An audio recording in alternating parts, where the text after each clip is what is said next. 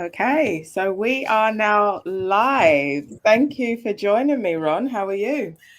I'm good, thank you. A bit warm, but okay. There was a danger I couldn't make today because of various issues, but I'm ready.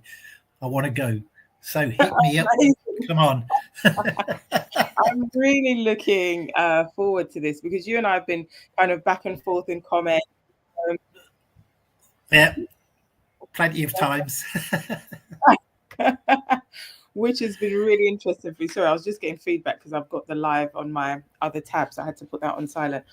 So Okay. I have been really looking forward to having this conversation. I know you and I have spoken briefly before this live, but I just think there's so much knowledge and experience that you have. I think your course is a fresh take on learning how to lead change. And I think for anybody who's even remotely interested in how we can navigate these, especially kind of tumultuous and continuous changing times, needs to hear what you have to say. So thank you so much for honoring the invite. So before we jump in, I'm hoping to speak like minimally. I'll kind of ask you a question, let you go, then jump in with a question because I believe people are here to see you today. Just in terms of housekeeping, there is a little bit of a lag. So just the streaming platform, there's about a 30-second lag. So if we ask a question, it takes 30 seconds or so, and then so responses might come in a bit slower. So just to kind of Okay, make got it. aware of that. Yeah. And for those on the call, if you're asking a question, you're thinking, why nobody said anything, I can't hear. We just haven't seen it yet because of that lag. So just to bear that in mind. Okay. Also, I know we've got a couple of people on already, so please drop in the comments. Where are you joining from, and what do you hope to get from the session? I think it's really amazing to kind of see how we're able to relatively easy have global conversations. So I would love to hear where you're joining from. Global is my business. I mean, my training is global from USA all the way to New Zealand. So, yes, I mean, I love it. Ever since I started, the global thing been a big deal for me. And I love dealing with people all over the world, regardless of where they are. That's amazing. And you know what? This is a lovely segue into your intro. So please introduce yourself. Tell us who you are and then a bit about your journey, please. All right, who am I? My name's Ron Leeman. I'm currently what I call your change management truth sayer. And that's because I tell the truth. I don't BS anything. Okay. I started off in this business 50 odd years ago, 52 years ago now, when I first was introduced to change. When I was working for the Ministry of Defence, I went on a 3-month long course at the Military College of Science in Shrivenham, which became the Defence Academy. It taught me all about work study, work measurement, organisation, methods, etc., which was kind of the forerunner of change. So that's when I believe my change journey started. I spent 20 years with the MOD, and I'm not going to go into a lot of detail about what I did there, but it was all about improving people's ways of working and stuff like that. I got fed up with the very hierarchical promotion system, and I thought, I'm going to get out of here. So I put out the feelers and got a job with my second go with Abbey National, as it was then, turned into a bank, and then now is Banco Santander, as a business systems analyst, because that's what I did. That's the last thing I did with the MOD. We were pushed from pillar to post in Abbey because they didn't know where to use us. So I started off in productivity services, went to profit improvement, went to process improvement, then went to something or other, and they didn't really know where we sat, basically. And I got a bit fed up, although I got a two-step promotion within the first 3 months of going to them, which was totally different than the MOD. And I got a bit fed up after 8 years because Abbey used a lot of consultants, and consultants used to sit next to me, and they used to nick all my ideas. They used to, look at what I did and say, "Oh, this is a good idea," and then they put together a document and rebadge it. My work rebadged to theirs, and I thought, I can do that. 1996, I said, I'm going to go resign onto the contract market. And ever since then, I've been on the contract market. Then various different implementations, mainly technology like ERP and back office systems, etc., and core banking system. Then 2011, my wife and I, who comes from Thailand, by the way, that's why I'm here, made a decision to leave the UK and come to Thailand because I wanted to try and embed change management into Thailand. No chance. Because I'm afraid Thais do not understand change management. Yeah, it's more like a just do it Nike approach. Yeah, just do it. So basically started putting the feelers out to other countries, and I've worked in Singapore 3 times, I've worked in Malaysia, I've worked in Indonesia, I've worked here in Thailand 3 times, to try and sort of get people to understand what change management is. 2019, COVID sort of gave me a kick up the backside and said, you can't consult anymore. What are you going to do? So I decided that I would train on change management, but I didn't want to go down the traditional route, like the normal change management trainers. I'm not going to mention any names. And I went down my own route, and I thought, let me correlate all the information I've gathered over 50 odd years of doing change, and put that together into a 2-day course. It's a one-to-one course, by the way. It's not, although I have done cohorts before, I've done corporate courses, but it's a one-to-one course because I felt that was missing, because in a one-to-one course you can actually do some coaching and mentoring as well, as apart from delivering the sort of change you think there is. So it's all kind of my way, old way, some of the old ways, some of the new ways, lots of research. I use the Oxford Review briefings. I use a lot of university research, etc. And that's the way it is. Basically, that's where I am now. So, it's a very short introduction, but yes, I've been around a long time. I'm not going to tell you how old I am, but I'm sure you can guess. No, we cannot guess. And I personally was blown away, especially when you were telling me your fitness routine. I feel like do you want me to tell you how old I am? I'll tell you. 75 years. I'm 75 years old, people. Amazing, honestly.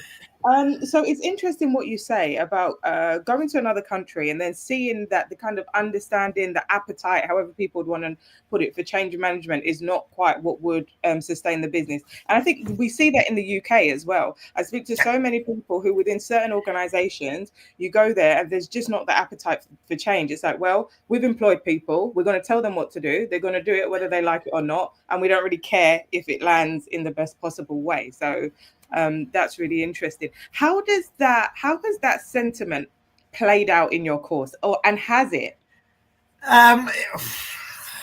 Occasionally, I'll say, where I've sort of trained individuals, say from different countries, and I mean the people that are telling me, let me sort of give you some context. The people that attend my course are a total mix. Okay. And they are a mix of people that have been doing change, but they haven't been called change managers. They've been actually implementing things because that's what the organization wants them to do. And of late, I've been getting a lot of very mature change managers, not in age wise, but in experience wise. And they just want to sort of make sure they're still doing what they think is right, but they are still taking away little golden nuggets from me. So it's a total mix, and it's hard to sort of put into a box an answer for what you're after, because every individual, and that's why it's a one-to-one, every individual wants something different. Although I deliver what I delivered, and it's not set in concrete because I change it nearly every time, but it's what they want, and because it's a one-to-one, we can have conversations around what I've delivered, and that's the essence of the beauty of what I deliver. It's part conversation, part delivery, and so forth. But everyone has a different view. The view is just a bit of training and just a little bit of communication. Here in Thailand, they don't understand it. In Singapore, yes, they get it. In Indonesia, well, they half get it. So in terms of what I've done over here, there is a complete difference. And I'm sure there is in UK, in the USA. a complete difference in the understanding of what change is, what change management is. And this is one of the problems. I wrote an article once called "We Are a Fragmented Profession." And we are. We are a totally fragmented profession. We have two professional bodies, like the ACMP and the CMI. One is in the US, one is in Australia.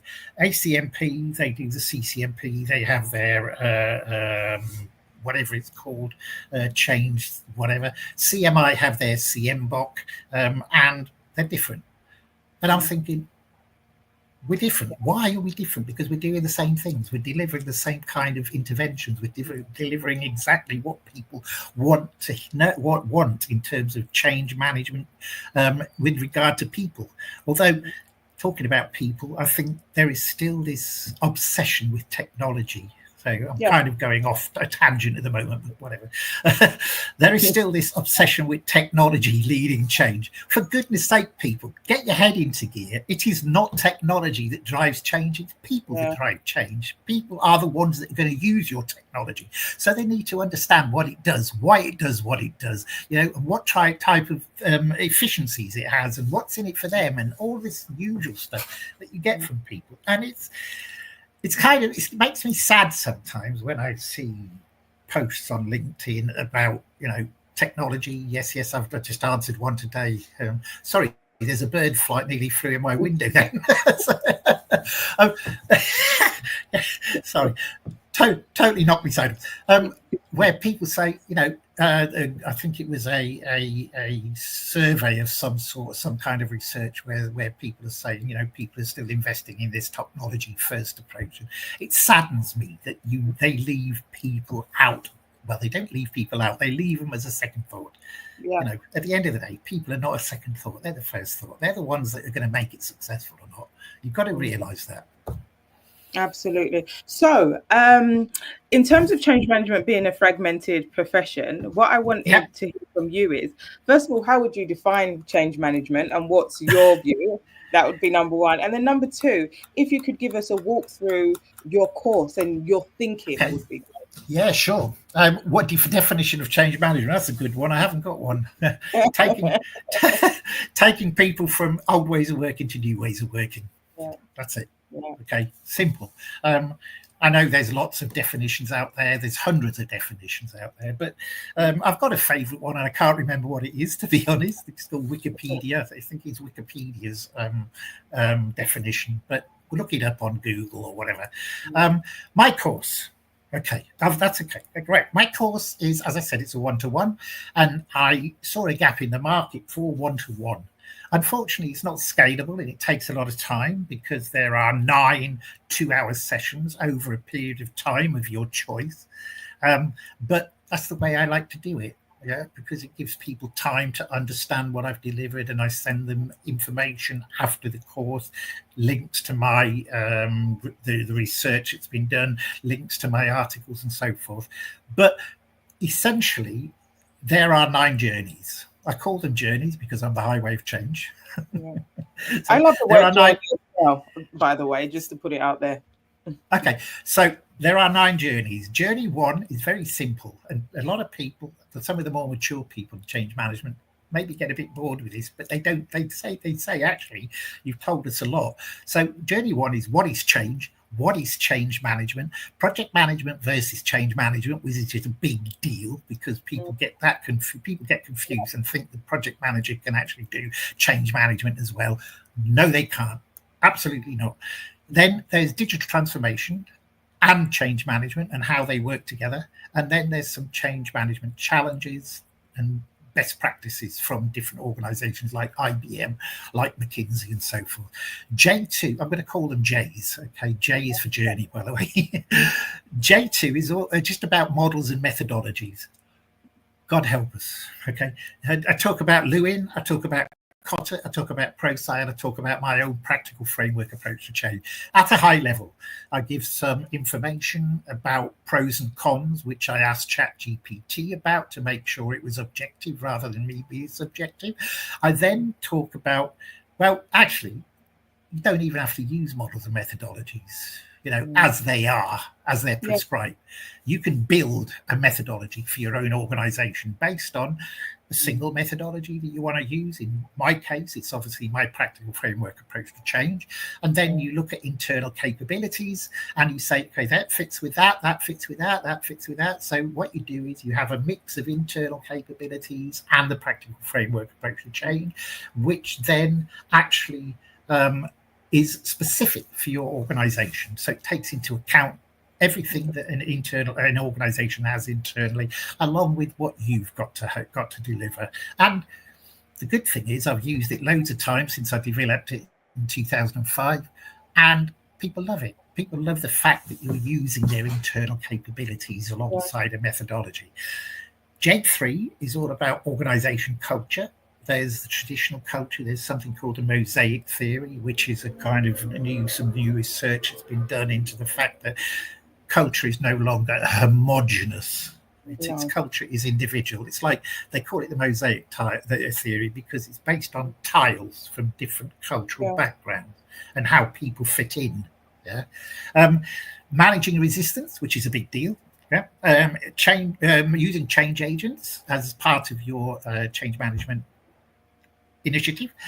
Organization readiness assessment, which is an assessment done pre anything. So how ready is your organization for change? And finally, for those people that are actually going into change late, which I've noted is quite often, there is what I call establishing the baseline. So understanding what has been done, what hasn't been done, what needs to be done, and then actually looking at that for 2 to 3 weeks at the beginning of a project and then delivering a new way forward.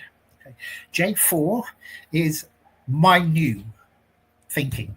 I used to call it people side of change. I now call it people science. And the reason I call it people science, and I'm sure you know, is because we are driven by psychology, by behavioral science, by neuroscience, yeah, and that is why we need to harden this people side of change up, because it's still regarded as a soft side by a lot of people, and that's why people don't get behind it. If they understand it's the way people are, it's their makeup, it's the way their brain works, then they're more inclined. I think they're more inclined to try and understand it. Yeah. There's 2 sections, J5A and J5D. J5A is a nightmare because it's about artificial intelligence, and that changes every day by day or course by course, because everything's new. Everything starts coming back in, and oh yeah, we've got this research and that research, and look at that, and AI, agentic AI and all of this stuff, and I'm having to change it or add to it regularly. J5 is an exercise. I send people a scenario and I ask them to score what they would do for each of the 4 areas, which is process, which is communication, which is people, which is performance. They come back to me, they send me back their answers. I then compare their answers with what I think my answer is, and then I compare it against the answers from all of my trainees. Okay, so they get a good idea of where they sit in the full spectrum. Then the second half is all about my practical framework approach to change, and I'm not going to go into detail about this because you can pick this information up. But it's sponsorship, stakeholders, and communication, which are the foundations of change. Basically, get them right, because if you don't get the strong foundations, it's like building a house. Get the foundations right, and you can start putting your building blocks on. First 3 building blocks are J7, process change, because I'm a process person. I believe that if you don't know what your processes are, just forget what you're trying to do, because it's impossible. If you don't know where you are, how the hell do you know where you're going? Organization change, which normally happens as a result of process change. If you're going, say, from a siloed process to a cross-functional process, then what is the impact on the business of changing those processes and changing those organizational structures? Then J8, we're getting into the end now, so don't worry. It's training management. Training management, all about how to deliver really good training, making sure it starts at the beginning. Business readiness, which is measuring your readiness to go live from start of a project to just before go live, and you can put a score on it. I have my own proprietary, what's the word I'm looking for? Proprietary way of doing that. And then this is one thing that I've answered today: usage and adoption. not Yeah. just adoption, please, because usage and adoption are inextricably linked. You cannot do one without the other. So people, please stop using just the word adoption. It's a usage adoption. So that's post go live. So you've got pre go live, which is business readiness, post go live, which is usage adoption. The last two building blocks are business benefits management. Obviously, a lot of projects are driven by business benefits, and as a change manager, I've had responsibility for benefits management before. The main issue people need to think about here is that benefits are not normally realised until after the project is finished. Okay? And the issue, one of the things I go through in the PM versus CM piece is the project managers, after they've finished, after they've delivered the cheap time, quality, cost, scope, etc., they say, that's it, I'm finished, I'm gone, I'm done. Where's my next project? The change manager probably stays on after, sometimes 3 months, sometimes for 6 months, to see if the benefits that in the business case are actually realised, because they have a responsibility to measure them, because that's what the project is driven by. If there's a business case, that is. And a lot of cases, there's no business case. And then finally, continuous improvement, because change never stops. You can deliver something one day, the next day, somebody will find some different way of actually delivering that, or they change the processes or whatever. So you have to make sure that you have continuous improvement process embedded in your change initiative after it's been delivered to capture those changes. Then a couple of final set of slides is success and failure. I still can't figure it out. I cannot for the life of me figure out what constitutes success and what constitutes failure. I've written various articles on this and I still can't get it out. Someone out there would send me a wedge of money so I can actually research this myself, because I'd love to research how organizations measure success and failure, because at the moment it's very hit and miss. I mean, talk about the McKinsey 70% failure rate, which is a load of rubbish. It's kind of there's a bit of a disparity, because one of the things is that a lot of articles written by loads of people say change management is crucial for success of initiative, whereas a lot of research is done that says, well, wait a minute, between 70 and 90% of change efforts fail. How can that be? The difference there, it's a difference in understanding. So I'd love to get to the bottom of that. My favourite way at the moment is to do it via a balanced business scorecard, including lots of different measures. So you actually sort of measure like things like business readiness, like business benefits, like usage adoption, etc. And you pile them all together into one whole measurement, and you say, if we hit X, then we have been successful. Then finally, I tell a little story. It's an old story about the California tomato. I know that sounds a bit weird, but it's a very interesting story about what was then, a long time ago, a technology implementation of tomato picking, and how that worked, and how it looked like it was a success, but actually it was a failure because of the number of people that got hit by this new technology and lost their jobs. In a nutshell, that's it, Lizzie. I hope that was too quick.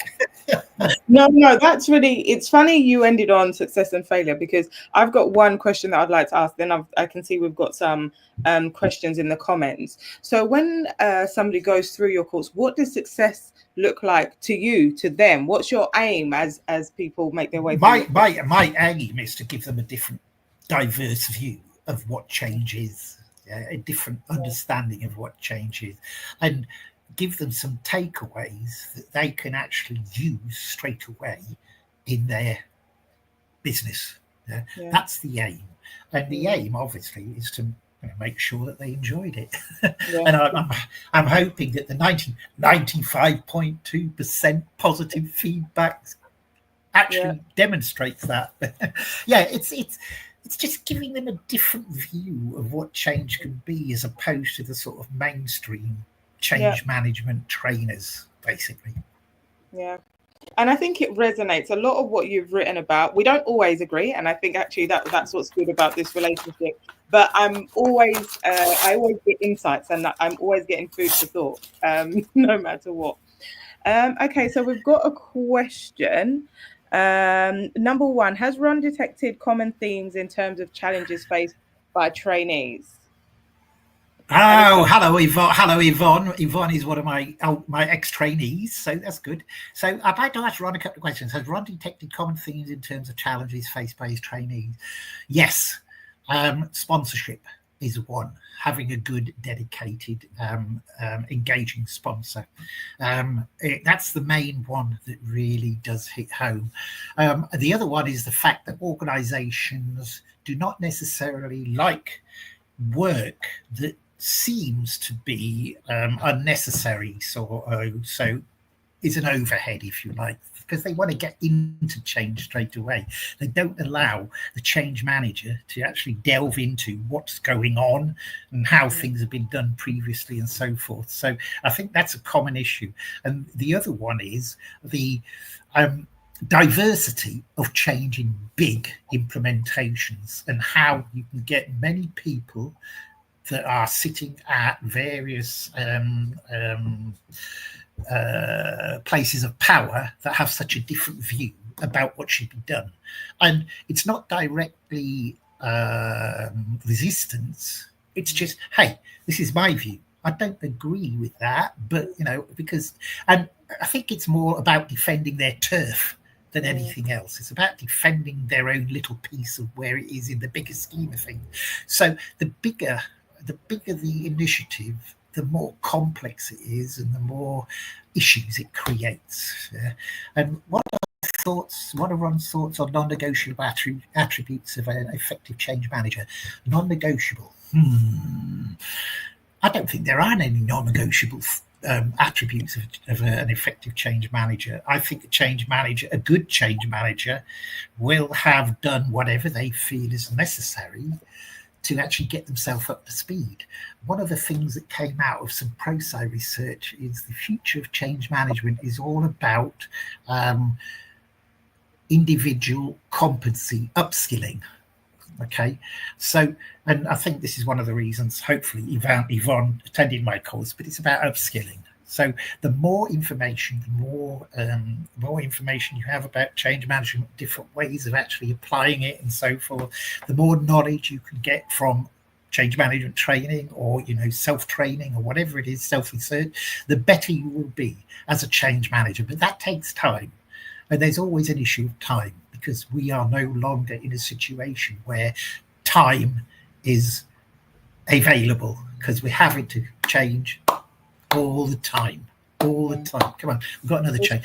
So kind of change is no longer projects. Change is continuous. Yeah? You can be working on one thing and then the next minute you're actually involved in something else. Yeah? Because somebody's decided, hey, I'd like to implement AI because it's the big deal of the day. And it's continuous. So I don't think there are any non-negotiable attributes of an effective change manager, so long as they are well versed in what they do and they understand, and they common sense is the key for me. They have common sense. Yeah, I would say that's a non-negotiable. The common sense. Okay, I agree. Okay.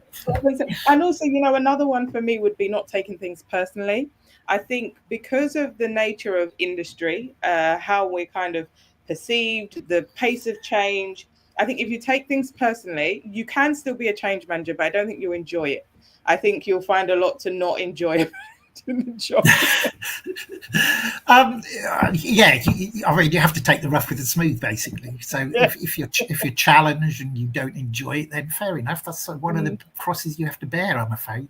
And I've been in enough industry sectors to understand what that means, because it, but having said that, although every industry sector is different in terms of change, most industry sectors are very, very similar. I can assure you.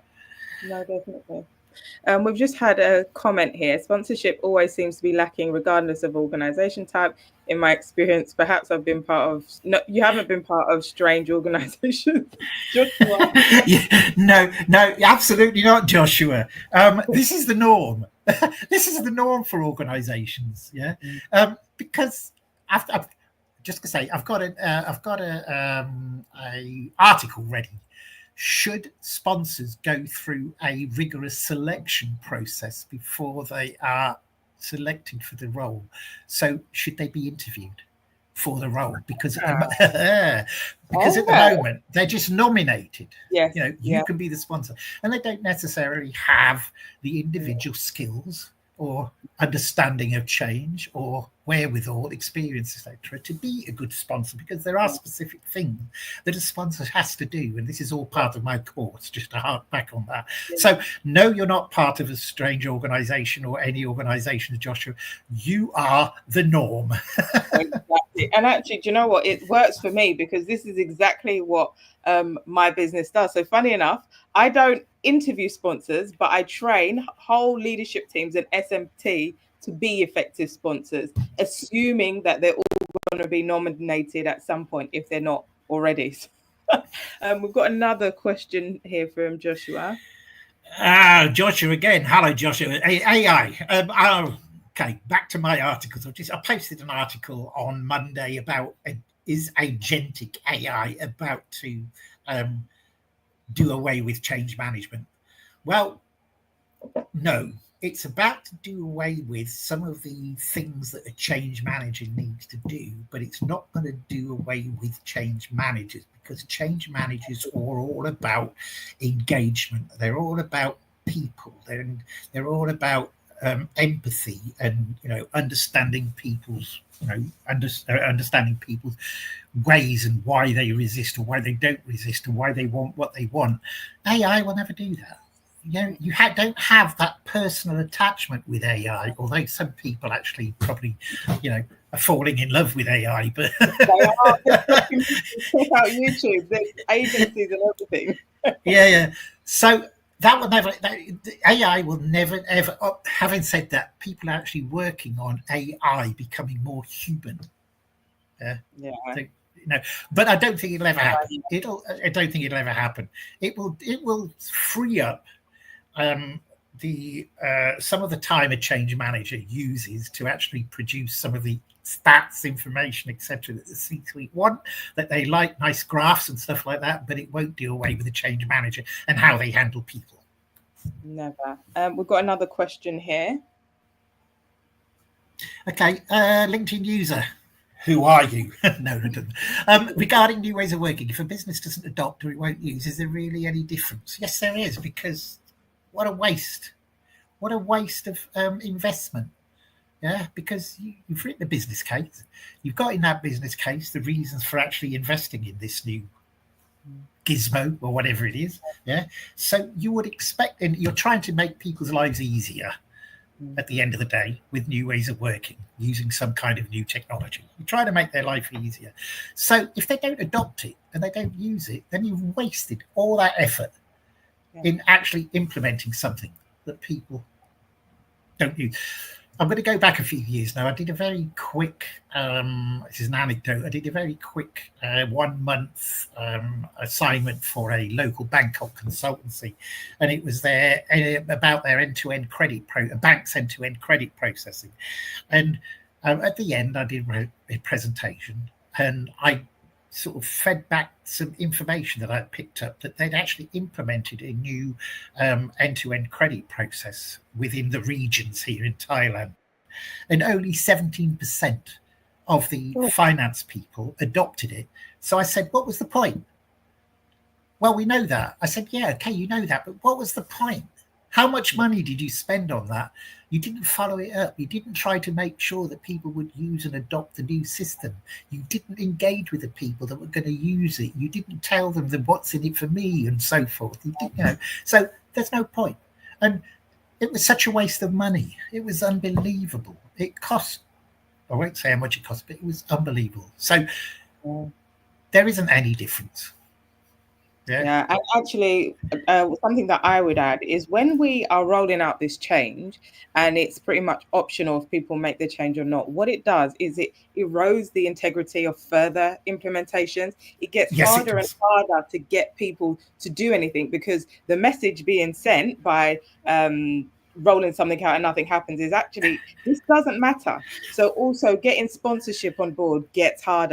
Getting people to respect project plans gets harder, because the message is, go live date, nothing, and changes anyway, so you're really of building this You terrible. have hit a very important point there, that it doesn't, who gives a damn? It doesn't matter, because look what happened last time. Yeah, Yeah, it worked. exactly. And is that a failing of the change manager, or is that a failing of the sponsor, or is that a failing of the way the initiative was handled? What is it? No one has ever delved down into what the failure actually, how the failure happened and the reasons for the failure. And I go back to saying I'd love to do some research on that, because I'd love to find out what people use. And it's a perennial question. Success and failure is a perennial question. But you're right. You're absolutely right in what you said. Okay. Asif has a question for us. I know that name from somewhere. Asif, changing non-growth orgs gets challenge. What's your view? It's an attitude of mind. A non-growth organization is an attitude of mind. They have to be switched to be a growth org, because if they want to do well, if they want to actually do their business, yeah, which is sort of, in the bigger scheme of things, obviously what organizations exist for. And if they want to make a good profit, if they want to have a good turnover, and they want a lot of customers, etc. Yeah, yes, of course, it'll get challenged, but the mindset needs to be changed. Yeah, in these organizations that have got this non-growth attitude, yeah, no growth mindset. So as a change manager, that is challenging. Okay, because if an organization recognizes it wants to do something different, and the people are very much a no growth type attitude, then it's up to the change managers to actually persuade them that this is good for them. And that's what it is at the end of the day. This is good for them, not only for the organization, it is good for them as people. So they need to change their mindset. Unfortunately, that takes a bit of time. Okay, so you may have sort of extended timescales and stuff like that, and I know people want to sort of get change sort of implemented straight away, but it's one of those challenges. So thank you for that, Asif. If you have any more questions, if you drop them in the chat for us. Otherwise, I'm on my last question, and that would be advice for, first of all, let's do new change managers, and then we can do experienced change managers. Any advice you would give to new change managers? New change managers, don't think you can do it all in the first day. Just don't go in with your certificate, waving your certificate of whatever it may be, yeah, and say, hey, look, I'm a newly certified change manager. Give me the big project, let me do the business. Don't. Take it slowly. Take a step back. Listen, learn, understand what's going on, talk to the people and understand what their views are and so forth. Don't go in with your size 9s and say, come on, give it to me, I'm ready. I could remember asking a question many years ago where somebody said they have just finished XX training, yeah, so they are now ready to manage a change project. No, you are not. Okay, no, you're not. You will be ready maybe in about 2 or 3 years' time. Yeah, you can get involved in change projects. You can add value to change projects, and you may be able to manage a small project, but don't think you can manage the big ones.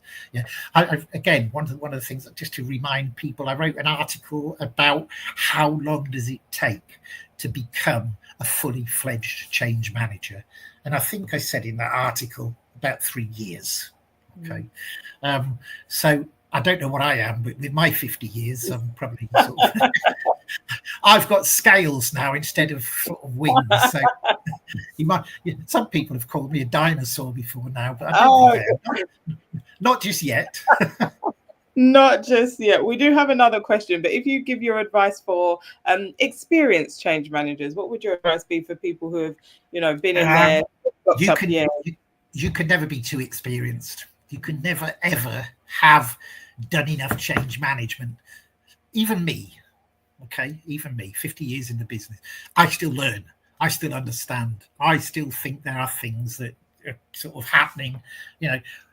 just to take a sort of slightly step back, yes, there's things I used to do that I still do today. I still abide by because I think they're relevant and they still fit with what we're doing because we're dealing with people.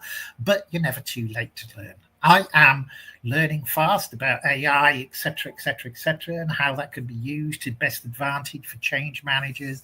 I'm reading research that I think could be actually put into my course and so forth, and that gives me knowledge, that gives me understanding.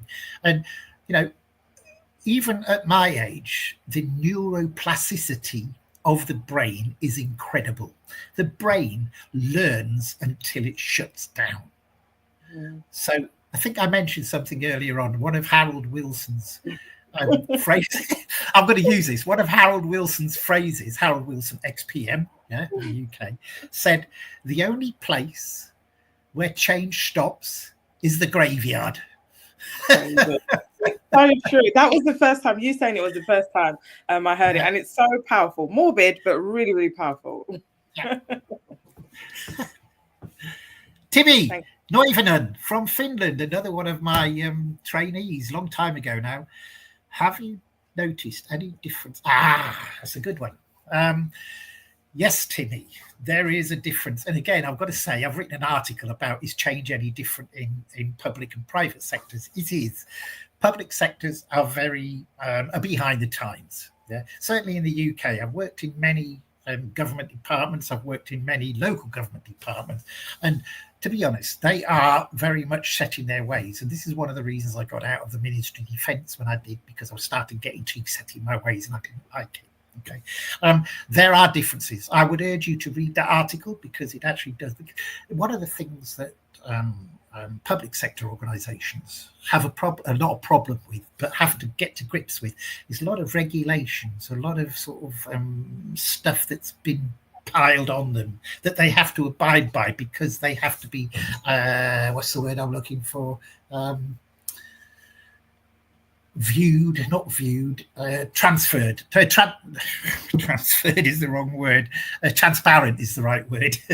They have to be transparent in what they do. So they've got to follow certain things all the time. It's like if they're spending money, they've got to make sure that that's recorded, etc., etc. So yes, it's much slower. Public sector, a little bit more quicker, but the resistance is still there because they don't necessarily, while they do have to abide some sort of controls and stuff like that, they don't have to abide by all of the different controls there are in public sector. And I think the other one is the public sector is probably full of individuals, and this is not a criticism, okay, it's probably full of individuals that want a job for life. Yeah, they want to stay in the public sector, nice pension at the end, etc. No, I want to stay in here. So any change that challenges that position in a public sector is a problem. Yeah, so they're more likely to resist. So yes, there are, Timmy. Thank you for the question. So we're out of time, and I want to what? Really? The time has flown, and I don't want us to get off this live without you explaining where people can come and find you, because this live will live on LinkedIn and YouTube forever. So people will come back to this time again. If people want to get in contact with you, what's the best way that they can do that? Okay, you can contact me via LinkedIn. You can ask for a connection request and I will accept it.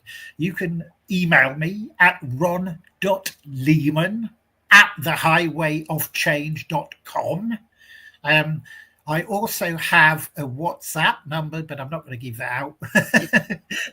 So I think I might get inundated. The best two ways, LinkedIn, if we're not connected already, send me a connection request, and ron.leeman@thehighwayofchange.com.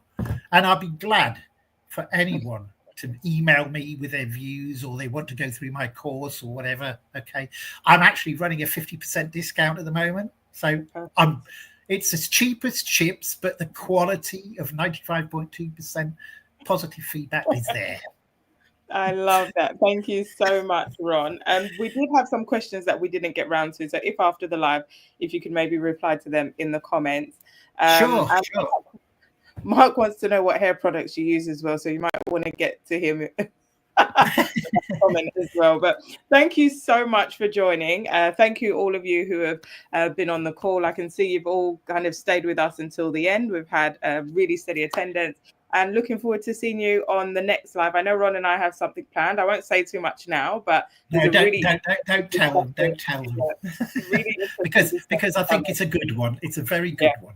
No. Absolutely. So thank you so much, Ron. Thank you all. Take care. You're welcome, and thank you everyone who's listened to me and listened to my ramblings about change management and stuff. But yeah, that's what I do for a living. I'm here. Contact me. Thank you. Bye, y'all. Bye.